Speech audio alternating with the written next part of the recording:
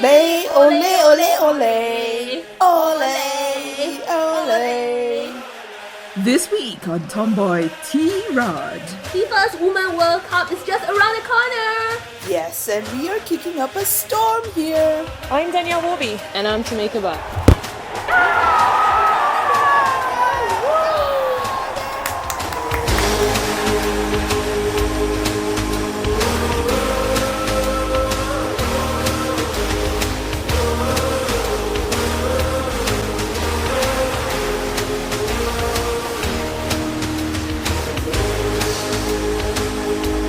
I'm so pumped for our first ever match. I feel like bouncing all over the walls right now. Yeah, I can't wait to go out to the field and kick some balls. Ooh. Last year, when we are doing our World Cup special, I only got to referee. That's how boring it is. Oh. Yeah, that's right. But remember, you got knocked in the head. Remember our guests, Tara and Nelson, had to help me heave you into an ambulance? Really? I can't remember. But it was quite the game. But this time, we gotta watch our backs though. And it doesn't help that there's the devious Red Evil team to contend with. Ugh, what an apt name. Makes me think of Hellboy. I am not worried because, come on, we have the best midfielder in town. And she's in our team, Tamika Butt, Australia's WLeague football midfield star. Yes, you're right. And we are so gonna score a goal for Tomboy Tirade, Asia's first and only English comedy chat podcast. And mind you, it's pronounced Tirade, not tirade or tirade or however else you want to call it. Yeah, and we are going to go all out because that's what we are. A no-holds-barred podcast with a lot of gig and humor thrown into every episode. We're going to go all out on the pitch, guys. Yeah! Hey, isn't that Tamika's agent, Danielle, there by the locker? Hey, Danielle! Oh, not you two again. Oh, where is Tamika? Where is she? She's just getting ready for the match, Tomboys. Stop following me around. Okay, we're sorry, but we want an autograph. Pretty please. Please. Yeah, or a selfie, a groupie. Please, just one. Hey guys. Tamika!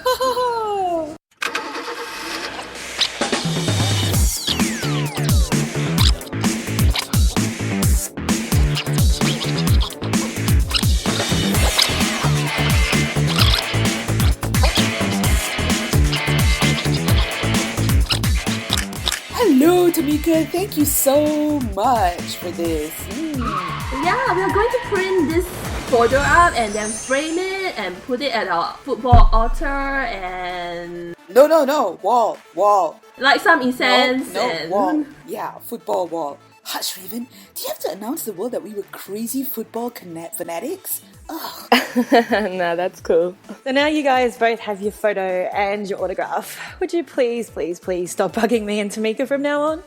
Oops. Okay, sorry about that. It's just that we're big fans of Tamika and we get over-enthusiastic sometimes, so, Yeah, so in fact, we are very excited today to have two very distinguished guests for our football special episode. Yes! Woo! Yeah! Thanks for coming to our show, guys! Yes!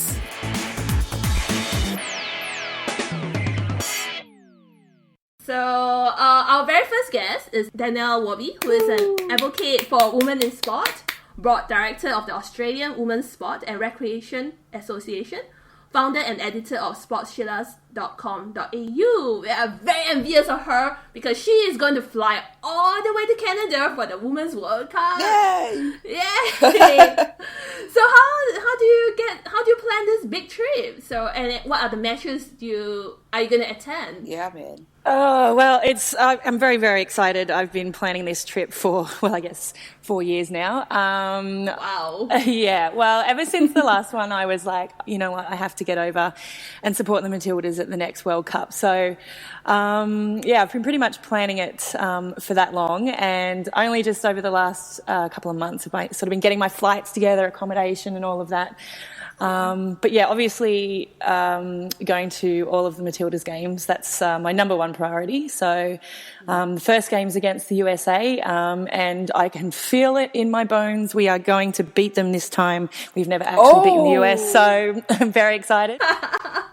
They are a very strong team, you know. It's, you know, they're pretty strong. Yeah.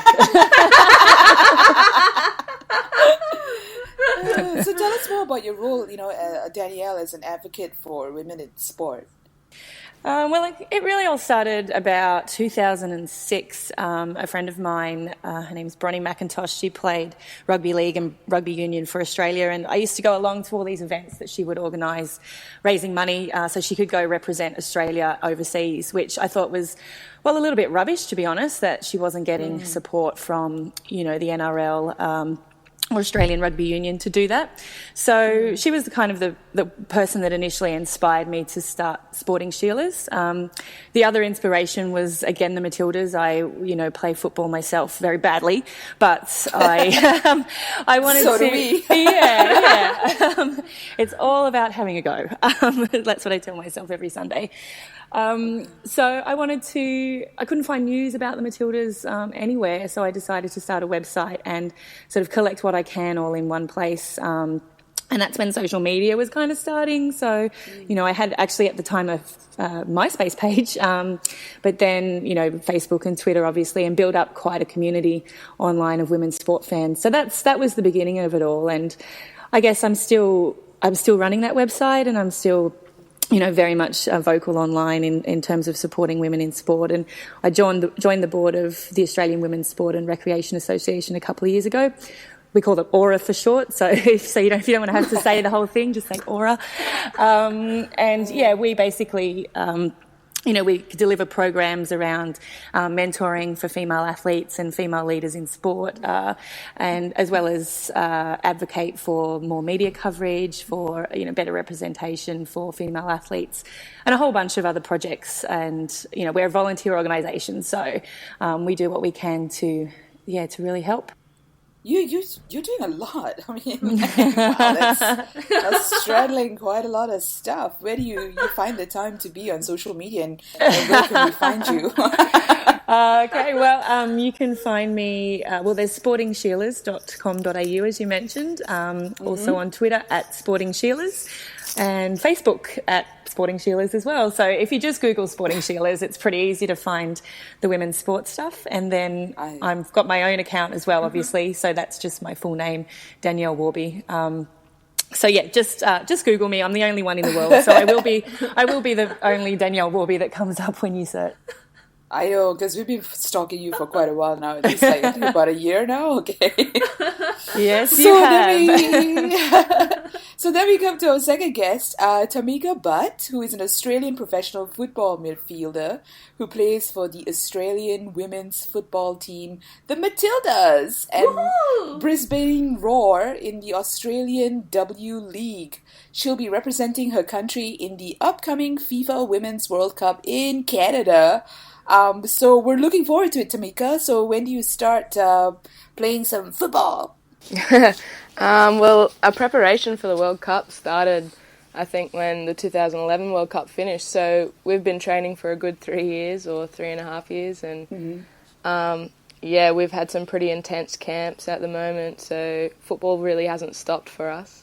Yeah. So how do you feel about representing your country for the second time? Like, how's your training been going on in Europe? Has it been tough? Has it been, has it been more intense than the first time when you took part? I think it's more intense for me because I was pretty young back in 2011. So this year I think I'm almost one of the senior players. Not quite, but we do have a young squad. So I've taken a lot more responsibility, and so I think, yeah, training is a lot more intense, especially being able to travel with it and going to Italy for 3 months and just having like basically a concentration camp. So yeah, training's been hectic. Okay, hopefully not with all the dire consequences. Yeah, so where can we find you on social media? I'm pretty much on every platform as well, just Tamika Butt on Instagram, Facebook, Twitter. I have a website at tamikabutt.com, and I have a video blog that you can check out on my website as well. or my YouTube channel. So, and of course, since we are already following Danielle and Tamika on their social media platforms. But first, we need to get the show going, Persis. What are we going to talk about this week? Yes, all right. I'm very excited because, I love football. This is our Tirade football special episode, so we're going to talk all things football. Duh. Woo-hoo! Yes, I know. Our topics for today are the upcoming Women's World Cup and our predictions for the winner. We're going to talk about the first ever Women Footballer of the Year award and challenges faced by footballers and other professional sportswomen. So guys, what are we waiting for? Let's get on the pitch. Come on. Yeah, come on. Woo-hoo.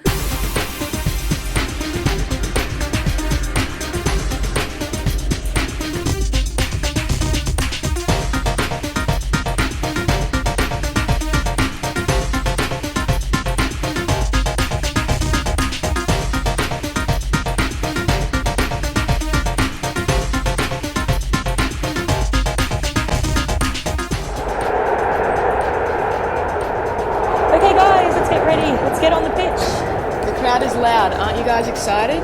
Yeah, we can't wait to go out to the pitch and head for the substitution bench where we belong. Oh, damn, Persis, why did you bust my bubble? That's what I do. That's what you pay me for. But anyway, since there's still time, why don't we discuss some of the biggest news headlines for the World Cup season?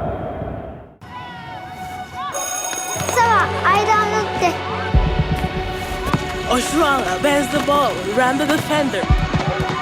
Maktabal may karunggo. Hazikara shooto.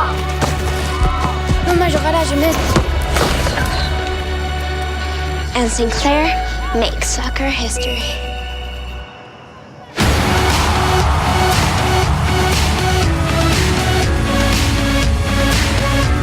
So let's start with ticket sales, and they're going strong as the excitement builds up for FIFA Women's World Cup in June. As of May, 2 matches have been sold out, including the final. Yes, guys, all 48,000 tickets for the July 5th championships at BC Place in Vancouver are gone.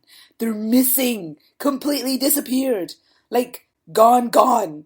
So, if you haven't gotten your tickets for the final by now, that's just too bad. Eventually, FIFA and Canadian Football Association officials are hoping to reach 1.5 million in ticket sales for the month-long tournament that will showcase matches at 6 venues from Moncton to Vancouver. Yeah, and the lineup for this edition of World Cup has increased to 24 teams, up from the original 16. So we have a few new debuts, and they include Thailand, Switzerland, Spain, Cameroon, Costa Rica, Ivory Coast, Netherlands, Ecuador. Congratulations to all the new blood! May the odds ever be in your favor. Is Julian Assange playing for the Ecuador team? I don't know, because he's stuck in the embassy in London, right? We wonder. Well, the number of women and girls playing football around the world has risen from 22 million at the turn of the century to more than 30 million today. To mark this growth, the BBC Women's Footballer of the Year Awards will recognise the best female players. And because it's voted for by you, the fans, it's extra special. It's amazing. You play every weekend, all the fans want to be involved, and that's why I think it's perfect that fans vote. Previous winners of the Women's World Cup span the globe, from the Americas to Asia and Europe. And this year we'll see 8 more teams make their debut. So now, more than ever before, the development of the women's game appears to be truly global. What? No way! Wow! Yep, we have 5 nominees, and they are Spain's Veronica Boquet, I hope I pronounced that right, Germany's Nadine Kessler, and Scotland's Kim Little. Brazilian forward Marta and Nigerian youngster Asisat Oshowala are also in the running. And it seems that the winner will be revealed on BBC's World Service on the 26th of May after being decided by a public vote. So the question is out on the floor. What do you ladies think? Do you think that these awards are a big step forward for the growth of women's football, or is it just like a pat on the back and then everybody forgets about it until the next year? Yeah, look, I mean, it's always a step in the right direction when a massive broadcaster like the BBC recognises women in sport. We can't keep criticising when they do something small and we think that something bigger should be done because we want to encourage them to continue things like this. So I think it's great. I think it's great that it's going to a public vote. I mean, my only issue with that really is how many of the public have actually seen these women play, and that's really what the issue is, because I mean, of all of these names, I could say that only in the last year have I seen Kim Little play because she played with Seattle Reign in the US and they live stream their games on YouTube. So, I've had the pleasure of watching her and she's a great player. But as for all the others, I wouldn't know because we haven't had the opportunity to see them. Yeah, I mean, like, for me, the only one I've ever heard of is Marta, and I mean, I've seen her play, and I heard of Nadine Kessler, but I've never seen her play. So yeah, I mean, I think for me, the question is, you've got a great first bunch of nominees, but moving forward, right? I mean, because there's still so much to be done for women's football. I wonder where it's going. Yeah, because we don't really have a lot of opportunities to see women's soccer outside of the World Cup. That's the problem.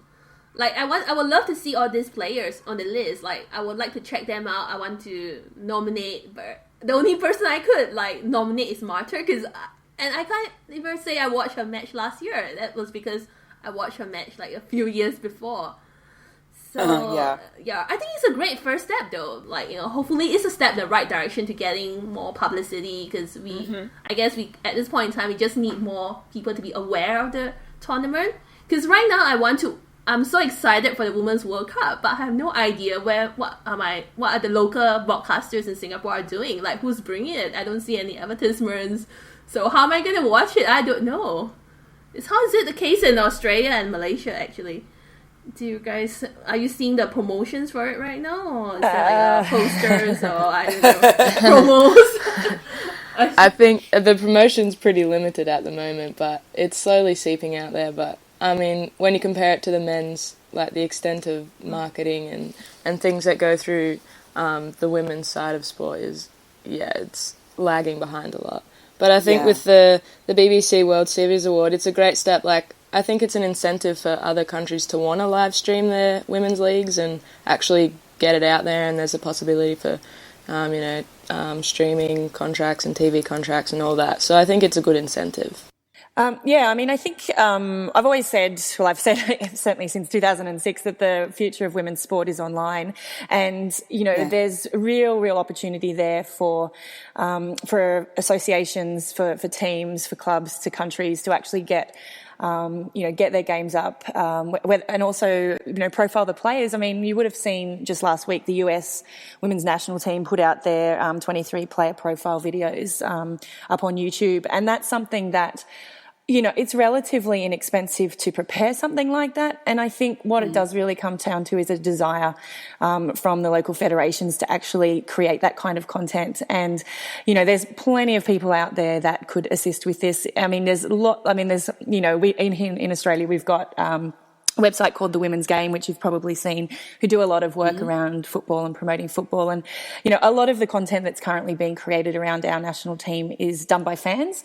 I'd really love, and that's the same in other countries as well, and I'd really love to see, the national federations actually getting together with those kind of content producers and actually working with them and assisting them, because if they're not able to do it themselves, they don't have the resources or the money, there's a real opportunity to help others who are already in the space.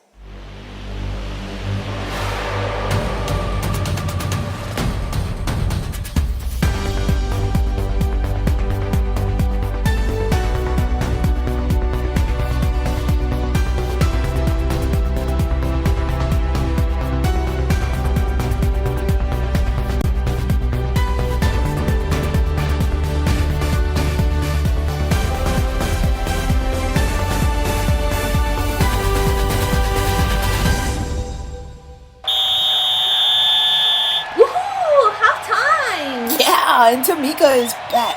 You are a force to reckon with on the field today. Thanks, guys.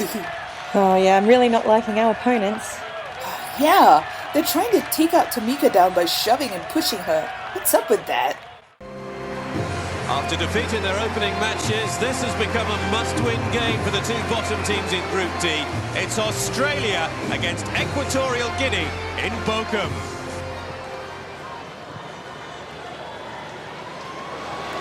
Terrific ball through, great chance for Carriot! It is the opener, Lena Karmis for Australia.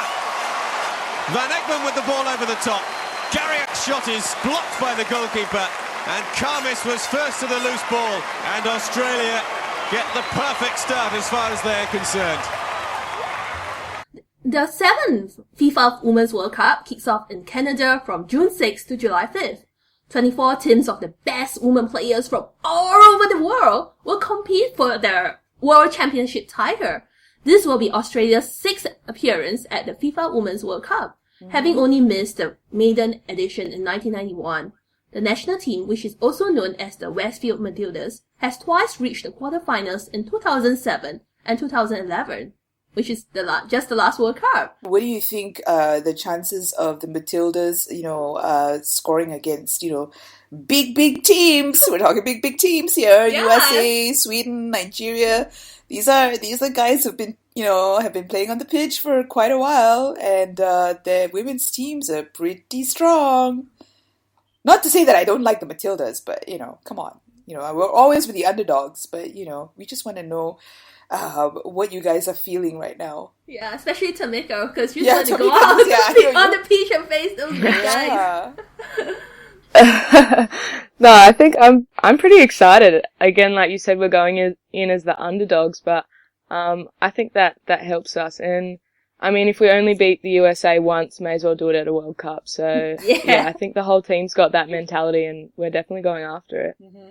Wow, cool. Yeah, it is tough. I mean, we always talk about a group of death at a World Cup, and this one actually is a group of death. I mean, three top 10 nations, including ourselves and Nigeria, are African champions. So, it isn't going to be easy for any of the teams. I mean, we're pretty tough too. So I don't think the other teams are coming into this group stage thinking that we're going to be at all a walkover. So we do have a never say die attitude, and I think what it comes down to is performing on that big stage. And we've got, as Tamika said, a fairly young squad, but quite a few older heads as well who have been to World Cups before. So I think that's really going to help us out, particularly against these big teams. In terms of a lot of these teams are quite cohesive in their play, especially USA, they're quite cohesive.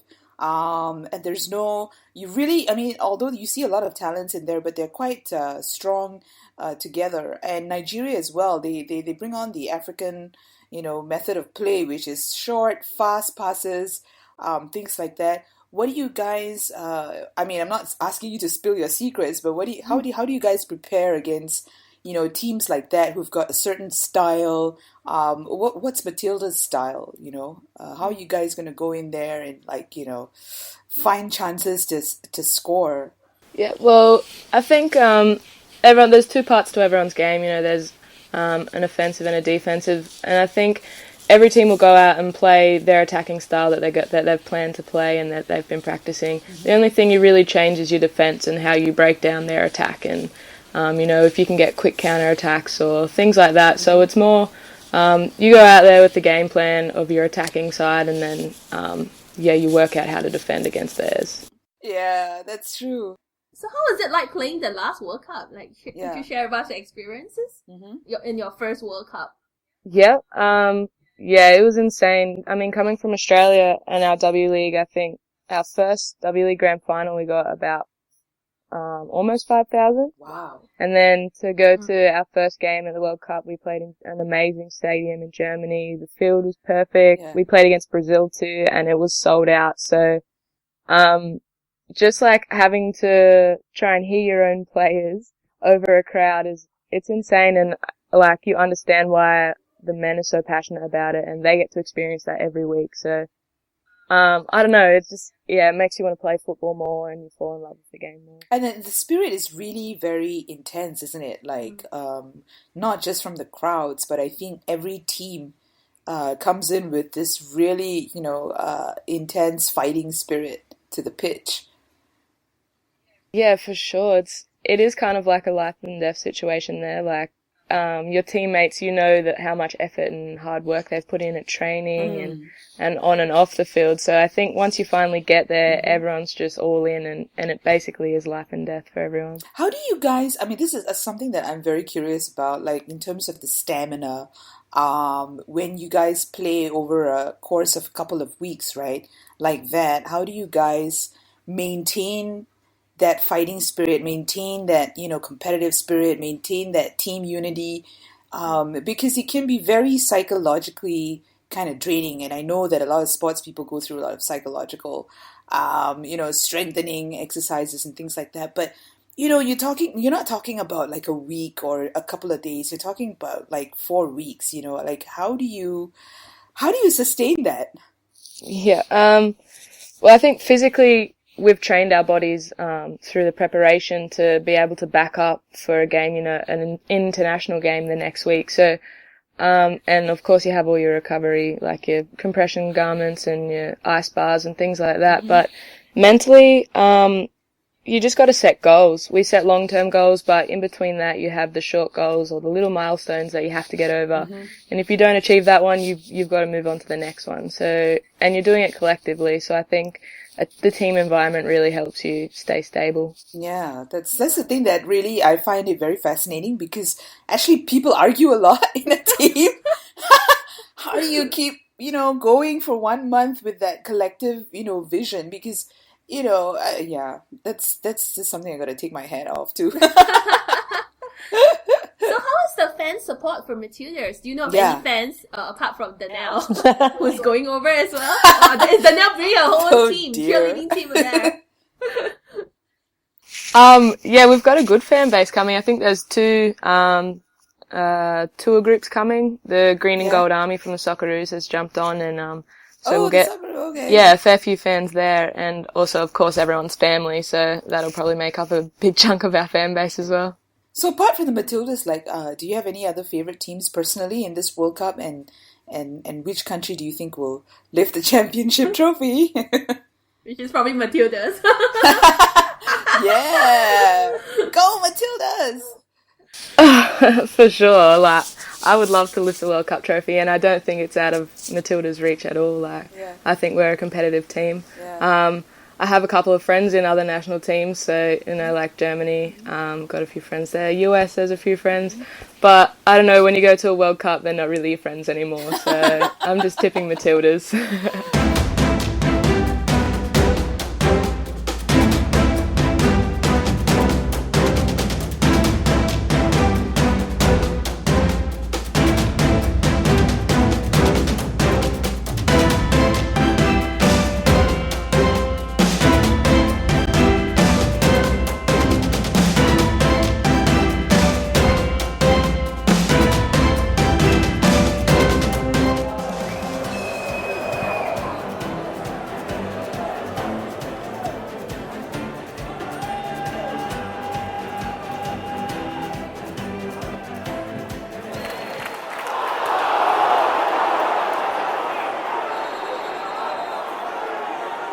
Are you alright, Tamiko? That looks really nasty. It's just a scrape on my knee, no big deal. Yeah, Tamika's a pretty tough woman. You know what? I think that team is really playing dirty. We are a great team and we have the heart of a lion, but still our women are getting injured and falling like flies. We're too good for our opponents, and they're using underhanded tactics to bring us down. And if we are playing on grass, we might not be busted up as badly. As great as it is to have a world-class tournament, the Women's World Cup tournament is not without controversy. The matches will be played on artificial turf, which was a contentious issue with the players. They claim that the surface was less forgiving than natural grass and impacts play because of concerns over injury. Still, the overriding complaint was actually more of equality. Because if everybody remember from last year, I mean, I'm pretty sure everybody remember there's so many videos online, everything. The men themselves at the World Cup are real grass, so why are we forced to deal with artificial turf? I don't know, but last fall, the USA forward, Abby Wambach, and a group of fellow players also filed a complaint of gender discrimination against FIFA and the Canadian Soccer Association at the Human Rights Tribunal of Ontario, Neither moved in reconsidering the planned surface for the event. The complaint was later withdrawn as players chose to put the sport of soccer first. Apparently, the attorney Hampton Dellinger released a statement saying that the players' willingness to contest the unequal playing fields and the tremendous public support they received marks the start of even greater activism to ensure fair treatment when it comes to women's sports. So, I know it's just a small little issue. It's only grass.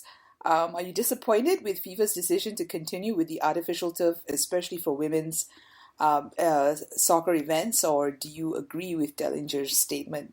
Yeah, it's an interesting one. Like, it's actually, I mean, I do agree that it is an issue of equality. But if you sort of look back to the original application from Canada, I mean, it was always on the table. And Canada is a very cold country for a lot of the year, and which is why a lot of their stadiums do have artificial turf. However, I do know that in the past, when it's been a turf field in the men's World Cup or major tournament, they actually resurface it with grass for the game. So, you know, I think it comes down to, it is an equality issue. It comes down to a matter of money. But it is money. Yeah, but as the players have, the players have said, look, it's time we just got on with it. And I think that it's not something that's going to go away. I think that, this issue is going to continue to come up. Personally, like, while I might play terrible football, I have played a tournament on turf, and it is a very unforgiving surface when you have to play day in and day out on that surface. Like, I've done a couple of games here which are one-off. Sydney FC here last season play on turf, and I've played on that pitch, and that's fine for a game. But when you're backing up over a tournament, it's really, really tough. So, I think it's something that they should definitely look at for next time. And I just worry it sets a precedent. A midfielder for the Houston Dash and a member of the U.S. women's national team player pool, Meghan Klingenberg, who joins us right now. Meghan, I know this was a controversy that was dragging for a while, and FIFA and the Canadian Association both refused to really change anything. Why did these players ultimately then decide to drop the lawsuit and agree to play on artificial turf? First of all, I don't think that we necessarily lost anything. Our main goal is to win a World Cup for the USA in the summer and bring the trophy back to the U.S. But I think the reason that we dropped it is because it got held up in court and it was becoming a distraction.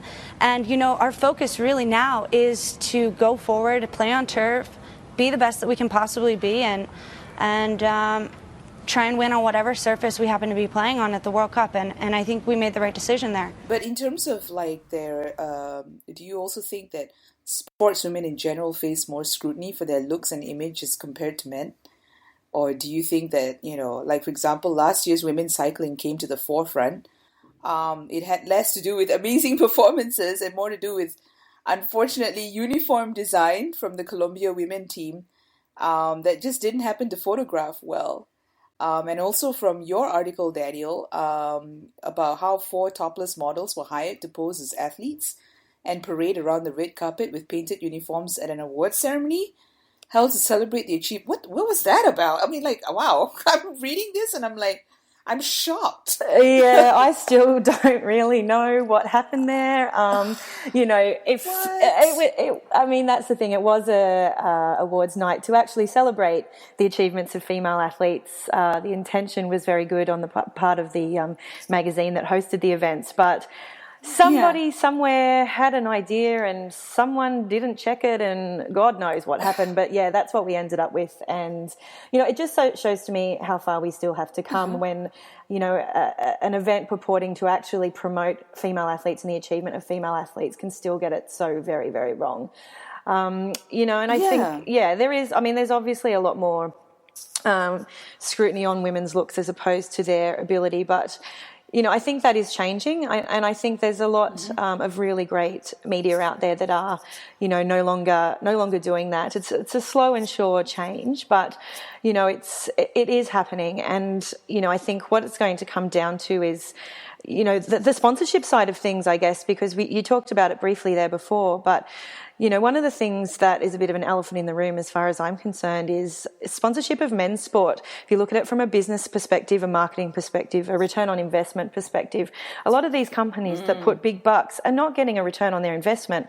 All they're getting is kudos and the ability to then go and hobnob in a corporate box at a game.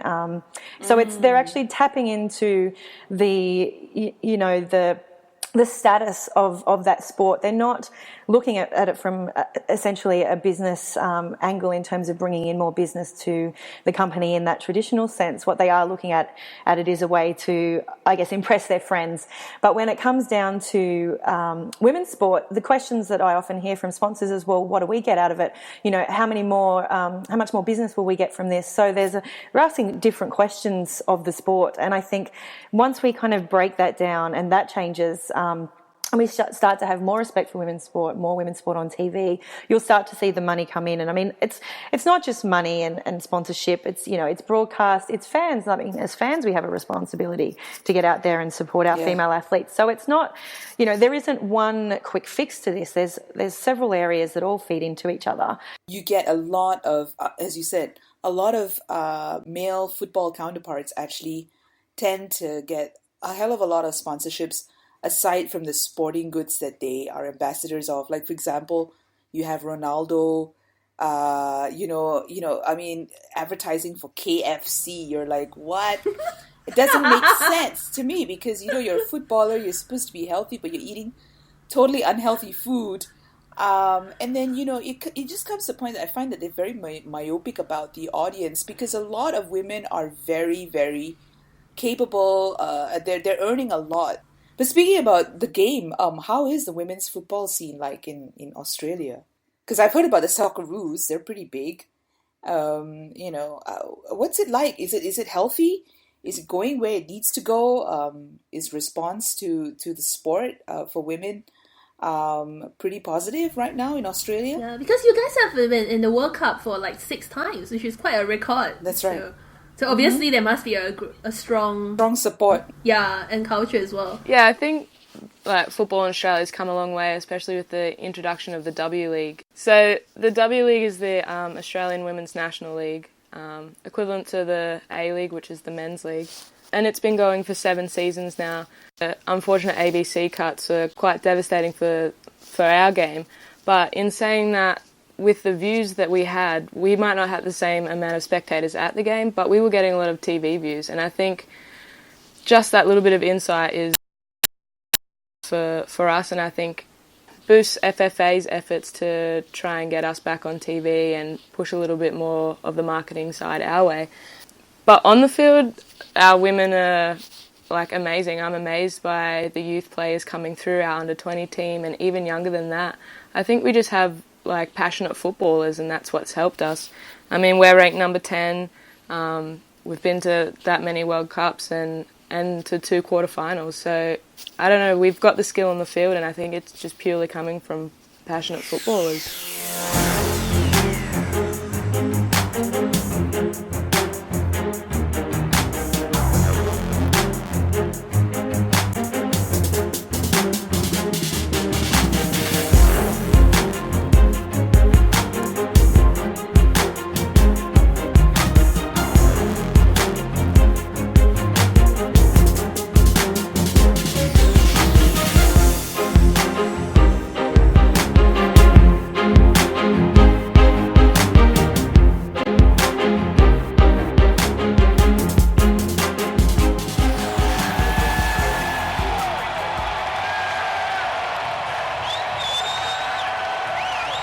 One more minute!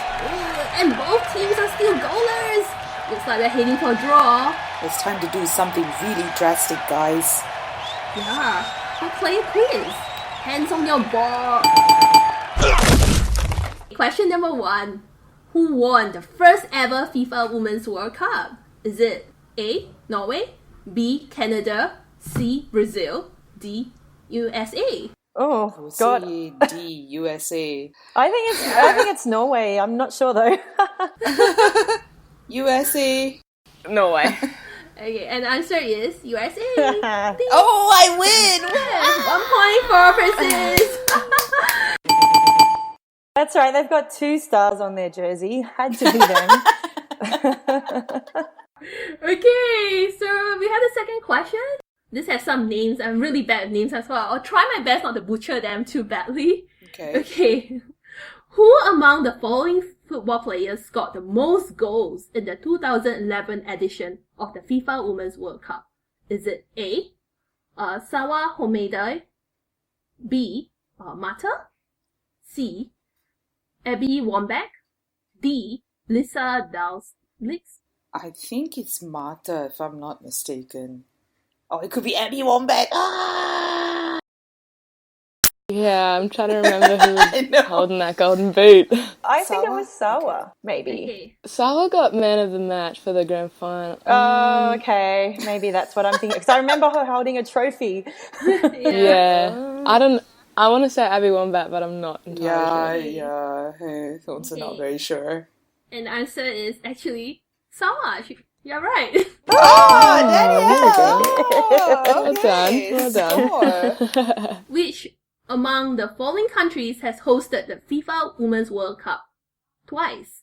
Is it A, Canada, B, USA, C, Germany, D, Sweden? There are actually only 2 countries who have done it. So USA. So everybody is USA. USA. And you guys are right, it's really USA. The only 2 countries that have hosted the Women's World Cup is USA and China 2 times. Yeah, so, well.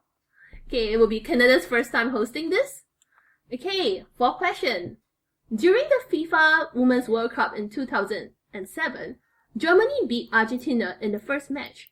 How many goals did Germany score in that match? That is a really crazy match. That's a very specific question. I think it's 2. I think it's 2. This one I saw. I know it's the it's the one with the very crazy scoreline. Yes, number yes. 1. I think it's 2. A is 4 goals. B is 3 goals. C is 9 goals. D is 11 goals. Oh, I'm going to go with 11. 11. 11. 11 for R? May as well, yeah. Has to be extreme. I have no idea. No, hold on. I think it was 7 if I'm not mistaken.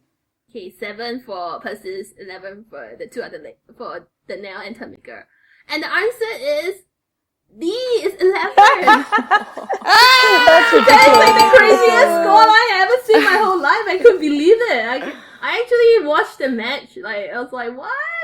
Yeah, that's crazy. 11-0 set a record of the highest scoring match in the Women's World Cup history. That is so insane. Insane, 11, right? Wow. Yeah, like, wow. Okay, last question. Everyone, that's not too hard, right? I think my quiz. Okay, final question. Which country will host the 2019 edition of the FIFA Women's World Cup? Is it A, Japan, B, Korea, C, France, D, Australia? So which year did you say? The next one. Oh, 2019.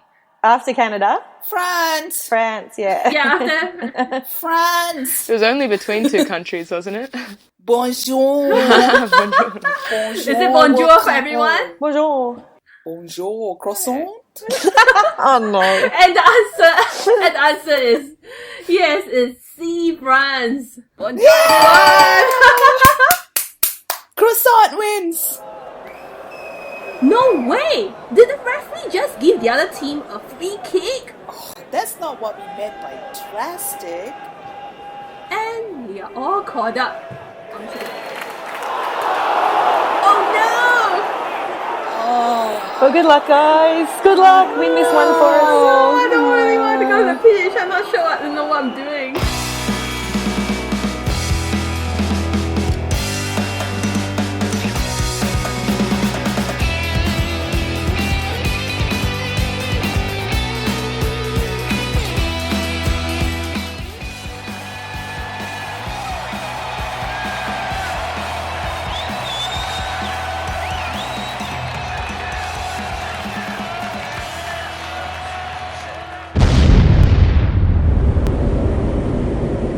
Holy smokes!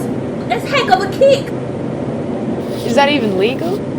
Oh no, I'm going to die! Channel your inner yin to block the ball, Persis. You can do it. Just channel it. Okay. Here goes.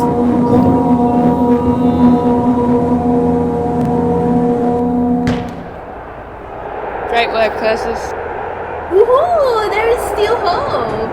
Tamika is going for it. Go, Tamika! Is that the crouching tiger, hidden dragon bicycle kick move? Cool, she's employing some Shaolin football tactics. Ooh, what a kick!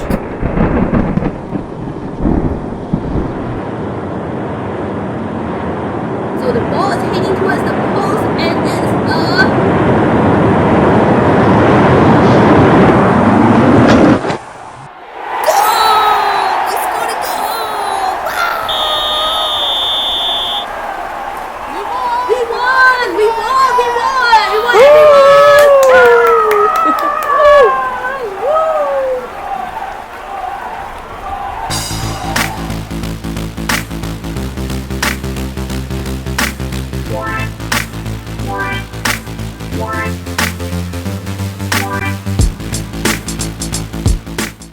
Well, that's the end of another kick-ass episode of Tomboy Tirade. Thanks for playing football with us, folks. If you enjoyed this episode, don't forget to subscribe to the show on iTunes and Stitcher, and please give us feedback. We've also got a great website with everything you want to read about being a tomboy in today's world. And if you have any inquiries about advertising, collaborating, or appearing on this podcast or our blog, you can drop us an email at hello@tomboy-tarts.com. Because we are everywhere! Everywhere, people! Everywhere!